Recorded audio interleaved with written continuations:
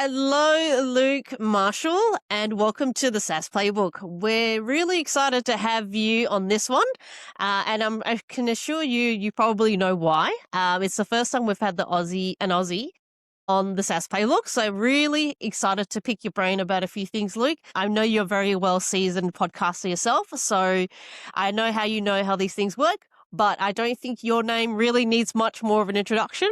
So before we get into the more juicy questioning, Luke, I'd love to pass the virtual microphone over to you and give us a bit of a 30-second quick introduction as to how you got into the SaaS industry from an Australian perspective in the first place.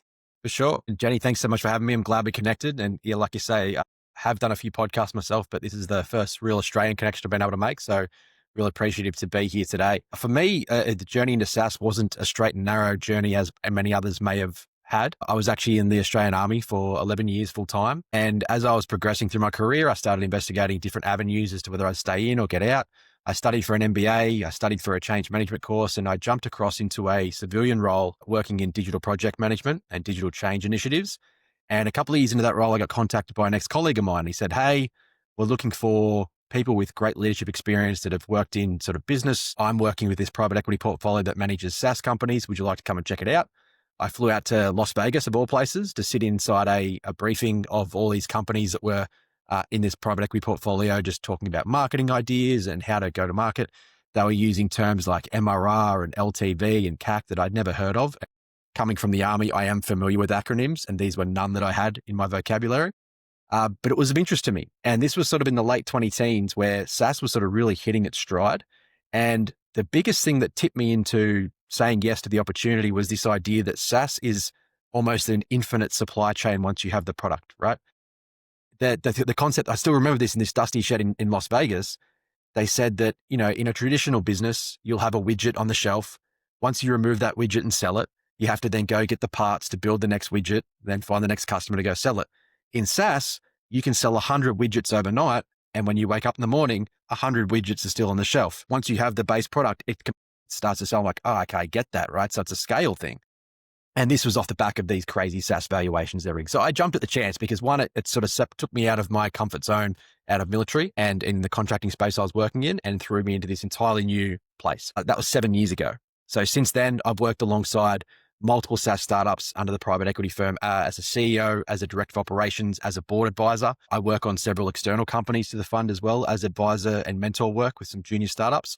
And I'm now really focused on one of our companies called Baremetrics, of which I've been the CEO now for near on 3 years, really driving home this subscription analytics that it offers customers across the board. Yeah.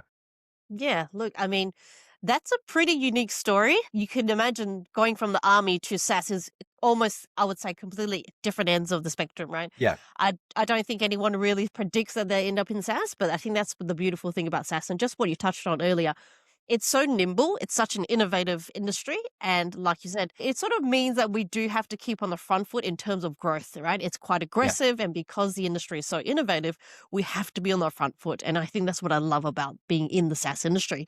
But it's funny you mentioned that because when I just came back from Esperance, one of the guys just came out of service from Army as well. And he was like, "Oh, what do I do now?" Right. So it's a really interesting position to be in. And you're like, after service, you're like, "Oh, well, now what do I do?" Right. So Yeah. it's a pretty amazing story, Luke. So thank you for sharing for that. But I mean, you didn't found Baremetrics, but you stepped into a pivotal moment in post acquisition. What attracted you to become the business and what made you confident it was worth committing to long term? Yeah. So Baremetrics has fundamentally a great product that was built in the prime age of SaaS. The founder, Josh Pigford, did a great job of satisfying the market when Stripe first came about as well. And it was very much aligned with the Stripe ecosystem as our number one integration partner. So in the nutshell, Baremetrics surfaces subscription analytics and metrics for primarily SaaS companies, but more importantly, companies that are operating on a subscription model. Our primary integration partner is things like Stripe and Google and Apple and Shopify partners, again, because they sponsor that subscription ecosystem very well. Josh built it to satisfy the sort of wealth of data that was coming out of Stripe that no one knew what to do with. How do you actually do something and action that data? And I've always been very focused on, follow the data, right? That's the biggest thing most SaaS founders can do, whether it's looking at your marketing, whether it's looking at your sales, product, usage, all that sort of stuff, right? Follow the data, experiment, iterate, follow the data.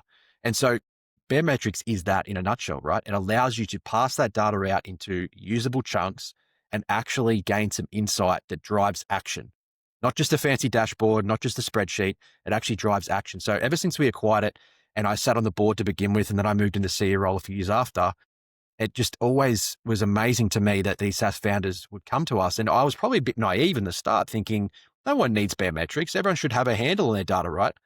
No, a lot of people don't. And Baremetrics provides them that tool, that rich tool to do something. So yeah, that was the real appeal to me, was understanding that there is absolutely a way, that there are ways to skin your data out and make it usable. And a platform like Baremetrics does that really well. So I wanted to be able to help that, get that in front of founders and help them get past that barrier that they often come up against when they're trying to grow. Yeah. Completely agree. From some of the founders, even on this podcast alone, we found the conversation of data keeps popping its head up, and there's a reason why for it. I think when we look into the founders within the SaaS industry, I feel like it's one or two instances. One is we're building and we're GTM and we're moving extremely fast, therefore we sort of data falls to the wayside. Or on the other end of the spectrum, they're heavily focused on data and then they slow to GTM and they're already out product. So Yeah. it's a really interesting landscape, I should say. But I think what you're saying there with Baremetrics is data's great, but unless you're using that data with actionable steps, Yes. with intelligent business insights, it's really just another number on your monitor, I feel. Yeah. My if I had a tattoo on my Baremetrics mascot, it would be "So what?" Right? So my churn has increased by 5% month on month for the last year. So what? Right? Where are they churning? Like, I have to go to that next level instead of just having a percentage or a data point, and you have to say, "So what? Let's do something about it." Right? So yeah, I'm a big fan of that, and that's generally what I say to people when we talk about, when they say to me, "I need this metric." And you go, "But why? What are you trying to do with it? What will you do with it when I show you that number?" And if they can't tell me, then I know they haven't really thought about the outcome. They're just thinking about, oh, an investor told me, a board advisor, my sales rep asked me.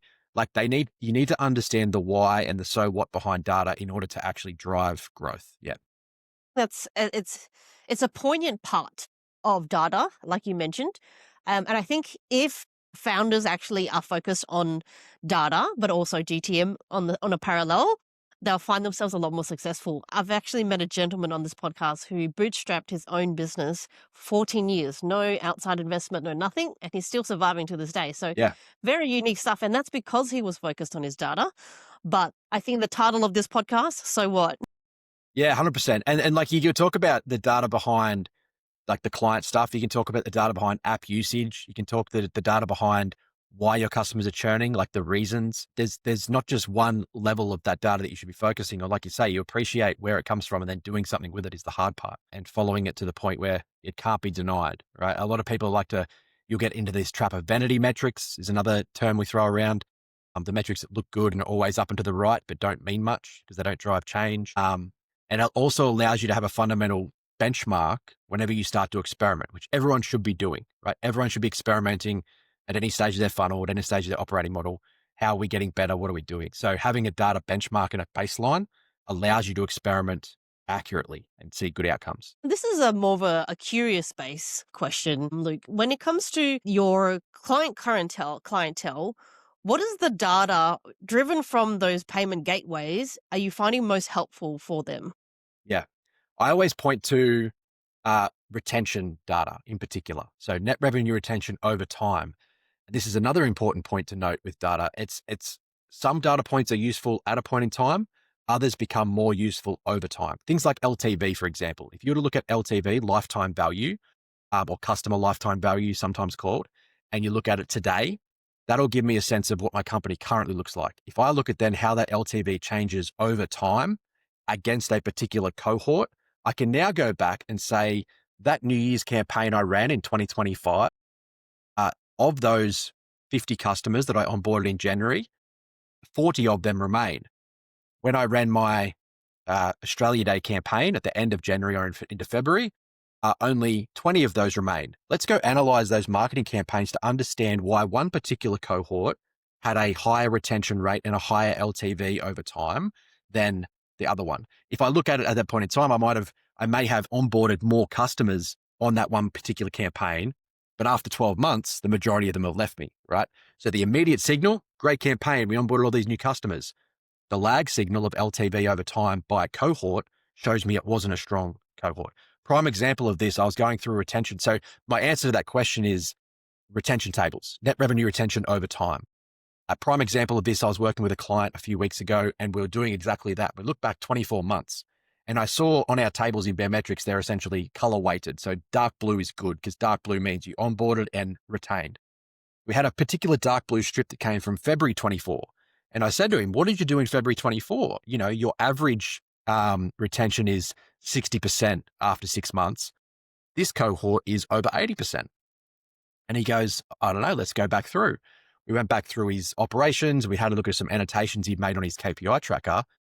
He did a product hunt launch, right? So he launched a new part of his app on product hunt. So the cohort that came from product hunt is actually far stronger than his core ICP coming from organic marketing, for example. So what did he do? Well, what do you know? He actually had a new product release coming out soon. He decided to do another product hunt launch with this new part of his app, be based on knowing that that general cohort from product hunt was stronger than his organic marketing cohort. So yeah, really good insights when you look at trends over time. I think it's not only what we can action now, but what data can we collect for future campaigns, right? Which is like really valuable and more insightful and more intelligent in terms of running campaigns and understanding what is the likelihood of return. You can only do that with intelligent data, right? Or insightful data, I should say. But having worked across so many multiple different SaaS companies now, over the last 7 or 8 years that you've been in the industry, what patterns do you now recognize that you didn't see earlier on in your career? Executives are people as well, right? We have this tendency, I think, in SaaS because of, well, it's a bit of social media there as well. There's a bit of like this, persona-driven engagement on particularly platforms like LinkedIn and Twitter and X, where you have these very outward-focused founders and executives that talk about their product and talk about what's working for them in market. And then when you sit down with some of these companies and you say, okay, let's look at your metrics, let's get into it. It's some janky spreadsheet with like, really bad data hygiene. And you realize that these are just people on the back end. They're still just people trying to do their thing, right? Trying to make things work. So I think the biggest, and that might have been a bit of me, eyes wide open coming into a new industry, thinking everything's shiny and great. And then really understanding it's like any other industry. It has its shortfalls. Mhm. The thing that's really occurred to me is you can have a fundamentally good product, but without an operational framework and a disciplined execution, it will fall away. And that's what I see a lot of the times when I'm working with clients and they're hitting a stall, it's the things on the fringe that are falling apart. So things like, how often do you follow up with a lead before it converts to paid, right? Most people might do 1 or 2, right? The successful average is actually 5 to 6. So if your reps aren't doing 5 to 6 follow-ups and you're not tracking that through, you're not really juicing as much as you could be. Things like follow-ups for failed payments. How often are you following up a failed payment before you let it go to collectibles or just completely take it away? Do you understand your expenses, right? How many fees are you paying across multiple platforms that could be consolidated into one? So I guess to me, to answer that question, the things that has really surfaced to me the most is no matter how great your product looks on the front and how great your H1 is, how great your homepage looks, once you get into the product and you're trying to run that business effectively, you need to grip up the edges as well. And I think we've seen that more than ever in the last 12 to 24 months with the AI tooling that's now available to founders, where you can build a product quite quickly. You can actually get to market quite quickly. That doesn't mean you've achieved go to market, right? Because Mhm. people might be downloading it, people might be utilizing it, but as soon as they realize that my support experience was terrible, I tried to ping chat and all I got was this AI loop that kept saying, did you find what you need? Did I answer your question? Right? That's a bad experience. When I jump in there and I try to adjust something in my analytics tables and it just won't adjust because the AI hadn't coded it that way and there's no one there actually regarding the user experience. That's when you realize that these companies need to run as a company, not just as a product. So Mhm. that's it. You obviously get your survivors, right? The survivorship bias where the fundamentally vibe coded product onboarded 1,000 new customers day one as they continue to grow because it's completely product led and it's great. And that's good, but that's the exception, not the rule at the moment. So yeah, that's what I've seen as trends in the Also, last couple of I years. mean, just touching on that, with the capability of anyone being able to develop apps on go extremely shorten the life cycle of going to market nowadays. I almost feel like it's more prudent now than ever to focus on user experience because people have so many options, right? They're going to Yes. bounce quicker than they joined, right? Which means obviously your attention then starts to fall. Without developing with the intention to actually genuinely help the end user, I don't think your product or your service is going to last too long. And that's a very consistent theme across this podcast that we've noticed. Everyone's heavily focused. They've been in the industry for years and years and years, decades even, but they're heavily focused on what the user end experience is like, and therefore always constant with that feedback loop directly from their clients, right? And I think that's one thing I do love about the industry is we are hopefully, or at least all the people I've spoken to date, very focused on what the deliverables are and what are the actionable steps from there.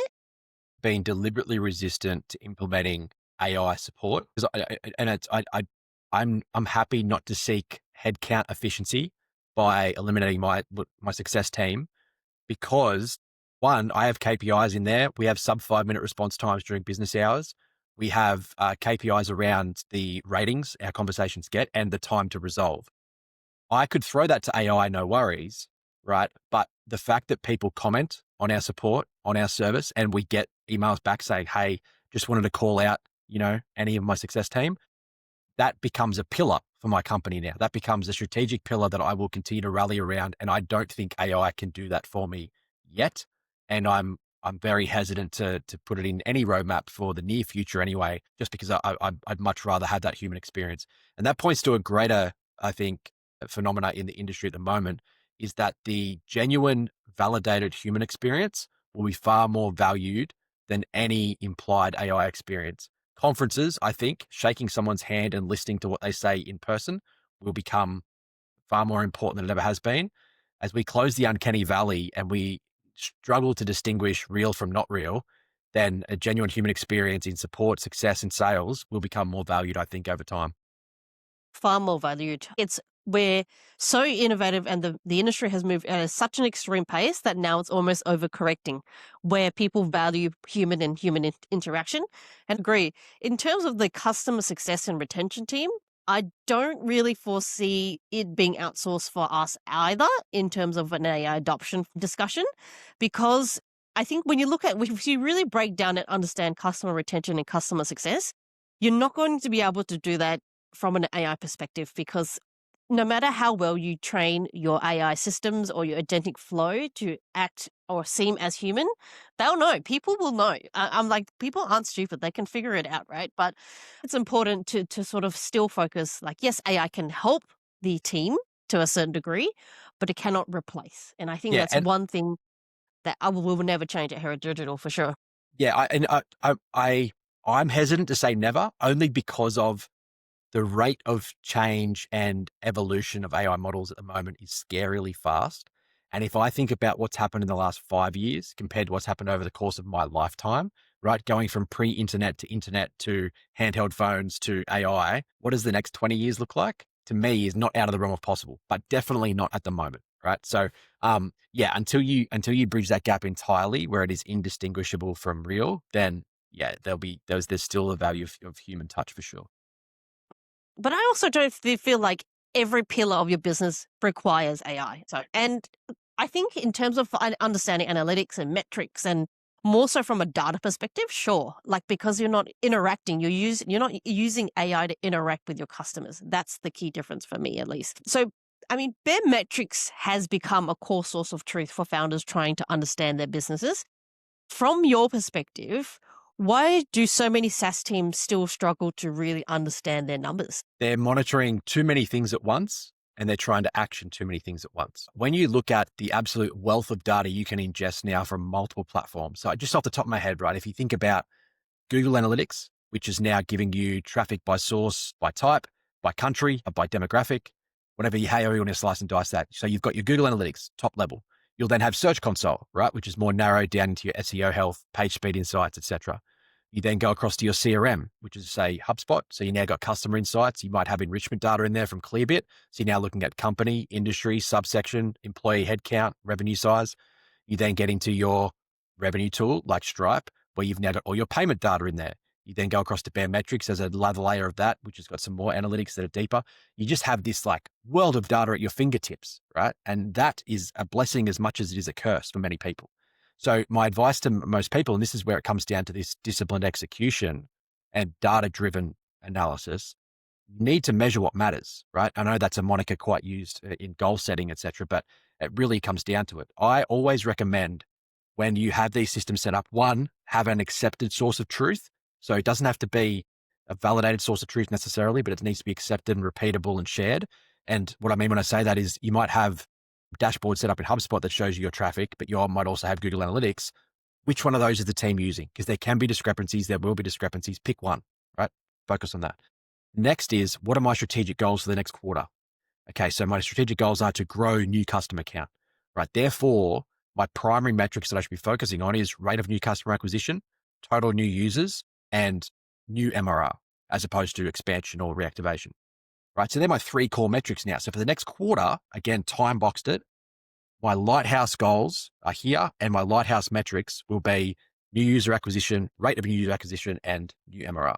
That's all I'm going to focus on. So all my initiatives are supporting that. I've still got all that data. It's still all there buzzing away in the background. I can retrieve it if I need be, but I'm not trying to focus and tweak too many levers in that quarter to influence too many things. So I think that's what it comes down to. It's really coming down to focusing on what matters for that particular goal you're trying to achieve and being ruthlessly disciplined in adjusting that lever at that particular time. The other thing, it's the same as ad attribution, right?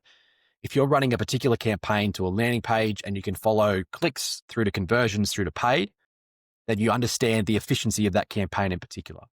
If you were to run multiple experiments across multiple data domains in one quarter, you don't know that the homepage redesign that you did impacted your trial signups at the same time as you changed the trial signup form, at the same time as you changed your onboarding flow, at the same time as you changed your emails to the prospects.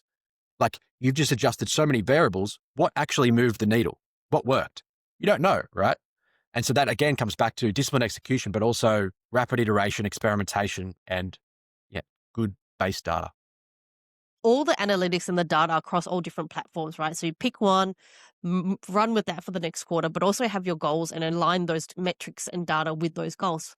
And I think what you mentioned there is actually it hits home really nicely, because back in commerce days, I used to be the same. I'm like, oh, I need to change this and I need results faster. I'll change a million things, but it's just like a science experiment, right?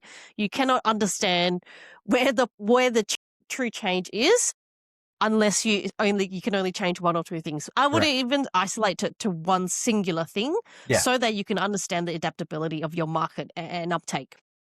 We have an experiment framework that generally operates off a quarterly basis, which is our big rocks, right? And they're the big fundamental things we're changing.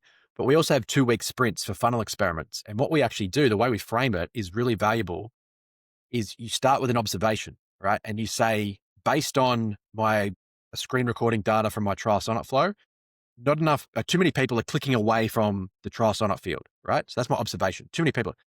What's my action? My action is, for the next 2 weeks, I'm going to eliminate all the background imagery. I'm going to bring forward the border of the trial sign-up form, and I'm going to highlight the border of the CTA that I want them to click, because I believe that will drive conversions and increase trial sign-ups, right? So you've got this really clear observation, action, expected outcome. And then you watch that for 2 weeks, right? And you go, great, that did or didn't work.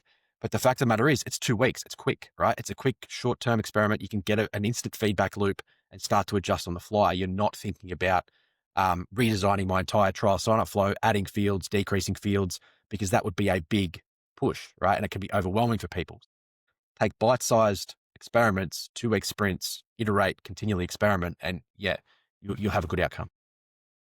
I would love to do like an A/B testing where you remove the background images just to see what the impact would be. I think that would be a fun experiment. Just on the topic of more so your position within Baremetrics, as CEO, where do you feel like the real scaling tension sits today? Is it more product evolution or customer expectations, market maturity, or is it more so internal decision making? Yeah, it's a really good question. It's a tough one to answer, because you hit troughs and peaks of user growth and revenue growth, and then you might have seen a bit of contraction. and you try and identify the reasons for that contraction, whether it's building internally or new AI tooling, whatever it is. For me, the real friction comes with you'll often find yourself hitting a wall when it comes to probably prospects more than anything else, right? New leads. And you really need to understand, okay, so how are my existing customers, how do my existing customers find me? And then where are my new customers going to come from? And you're generally having to either expand your TAM or at least your SAM over time into a new region by offering a new product or an additional revenue stream somehow. But what I've found is discoverability is probably the biggest point of friction because at the moment, things are changing so much with how consumers, B2B consumers as well, are making decisions, purchase decisions, how they're researching that, and then how those engines are actually surfacing that research. That's the biggest friction at the moment is understanding that the old way of doing things when it comes to organic SEO and Google ads, that just doesn't cut it anymore. There's so many more avenues you need to be in front of. The old adage of, you know, be where your customers are, that 100% rings true, but knowing where your customers are is harder than ever because there's so many different platforms. Like I've even seen B2B platforms marketing on TikTok now, right? And TikTok would not be a traditional B2B marketing platform, but they're seeing, great success. LinkedIn for those people. Some LinkedIn people are very niche down and they might have like, you know, 10,000 followers, but their content is so targeted and so niche down that they're getting 50 new customers a month just from that engagement on there. So I think the multitude of channels, that omni-channel marketing presence and finding where your people are is harder than ever. And that's the friction I find at the moment. I think just on that, if you want to achieve different results, you have to start looking elsewhere. Like outside of obviously your paid acquisition models, social media models.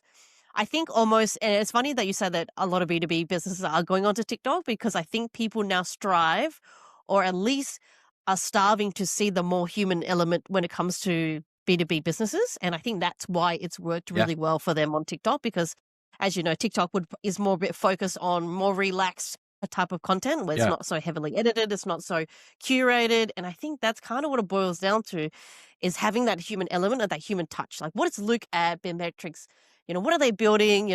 What's going on behind the scenes? And people love it, Yeah. unfortunately. But I don't see you in making a TikTok anytime soon, Luke. I don't know. Maybe I talked to my marketer this morning and we were talking about the sort of the plan for 26 and where our spend's going to go. And TikTok was raised. I'm not going to lie. It's a whole new channel for us. We started meta ads last year because even Yeah, Instagram Reels was a new one.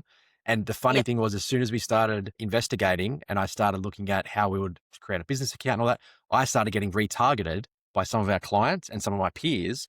And their ads were good. Like it was engaging content from a Reels perspective. So it shifted from lifestyle sort of focused content to business content. And I think when you accept the fact that while B2B decision makers will have a responsibility from a budget and a project perspective, they're still people, right? And so they're still using socials themselves, and just having that presence there, being there, and being a persistent part of their cycle, their media cycle, has its benefits. And whether that's through TikTok, Instagram Reels, YouTube Shorts, that's where people are these days. And they're short, they're sharp. You need to be there. You need to be human, and send a real message when you get the chance. yeah, 100%. And then as because of the innovation that this industry particularly has, there are younger founders that are coming into the space now, Absolutely. which means you have to adjust your media to obviously satisfy all types of potential customers, right? And I think that's Yeah. so unique in what we do. Traditional businesses, prior to the social media phenomena, they probably still very reluctant to do a TikTok or Instagram reel. But I think with your position, Luke, and being from the background of being an army, this is probably not new news, but I think in terms of applying it in a business aspect, it's definitely different. Would you agree? 100%. Super uncomfortable. Like there's no way I'd picture myself, you know, selfie in hand, discussing how to build a retention table to, retain your top enterprise customers. It just doesn't make sense in my mind, right? I'd much rather sit down and write an insightful blog or an academy article saying, top 10 ways to retain your top 10 customers. Like that's the traditional sort of way to do it, right? But funnily enough, I did our podcast last week with a couple of other Lukes from Canada that I met over there. And they are building an app that is very similar to Superhuman, sort of like an intelligence inbox thing, but for students. So it manages their study timetables, their class schedules, etc. So it is B2C, but their first 10 customers came from a TikTok video that was then shared on Reddit that blew up. They were down to their last month of runway. They were making these videos, and one of their TikTok videos blew up. It went across to Reddit. The people on Reddit asked them about it, and they onboarded their first couple of customers, and that got them enough runway to then move in the next 6 months. And so that for them, that was their first channel they started. They didn't even have a blog. They barely had a website. They started on TikTok. And so to me, that you're absolutely right. The younger founder coming through, the channels that are native to them will be the ones they start on. And if you want to get in front of them for your services, then you need to be where they are. Mm-hmm. 100% agree. You operate at the intersection of Australian leadership and US-centric SaaS growth. Yes. What differences in mindset or risk tolerance has stood out to you the most in between those markets? Yeah. Yeah. That's a good one.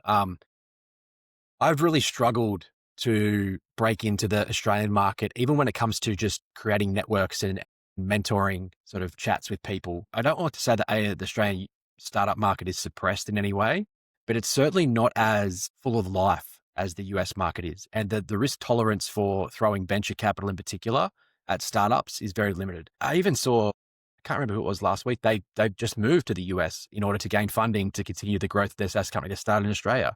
Um, Airwallex, famous company, started out of Melbourne University, went to Singapore, right? Is now expanding into the US and still into APAC as well. But it just seems like there's this hesitancy to overinvest in venture capital space in particular.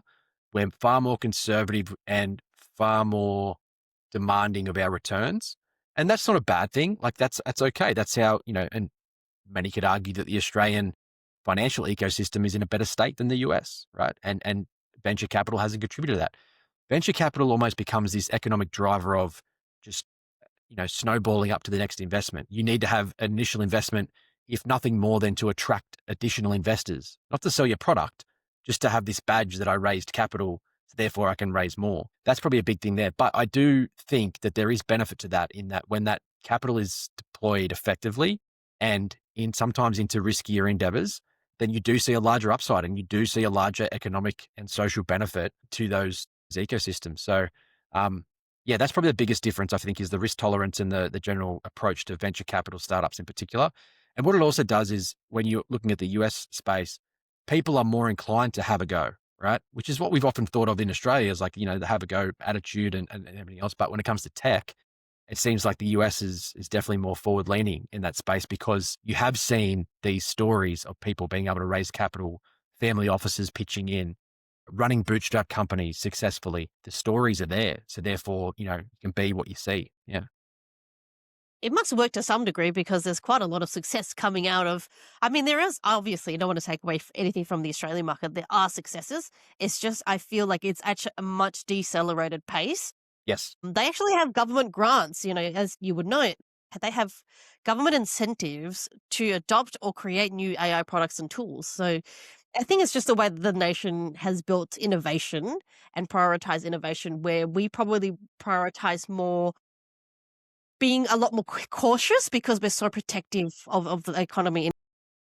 The government lean into building sovereign AI capability and sovereign AI companies, because I do think that that will be a fundamental strength moving forward. In Canada, I was over there for a conference and they did a real great job of presenting they have a minister for AI and innovation, and they had a national AI strategy, and it spoke about retaining talent. It spoke about retaining sovereign AI capabilities, including building things like the infrastructure required to support AI companies.